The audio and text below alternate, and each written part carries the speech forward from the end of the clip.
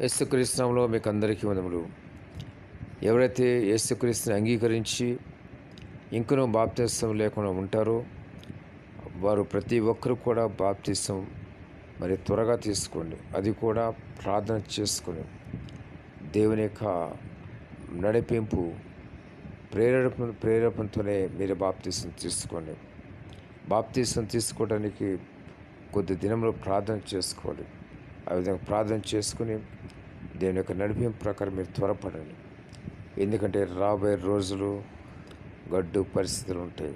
ఎందుకంటే బాప్తిసం తీసుకోవడానికి కూడా అవకాశం లేని రోజులు రాబోతున్నాయి. కాబట్టి ప్రతి ఒక్కరు కూడా సిద్ధపడి ఉండాలి. సిద్ధపడి ఉండాలంటే బాప్తిసం కూడా సిద్ధపాట్లో ఒక భాగం. కాబట్టి ప్రతి ఒక్కరు నిర్లక్ష్యించవద్దండి. మరి ఎప్పుడు ఏమవుతుందో కూడా తెలియదు. కాబట్టి ప్రతి ఒక్కరు కూడా బాప్తిసం తీసుకోండి. బాప్తిసం తీసుకొని వెనకాడవద్దు. ప్రార్థనాపూర్వకంగా ప్రార్థన చేసుకుని బాప్తిసం తీసుకోండి.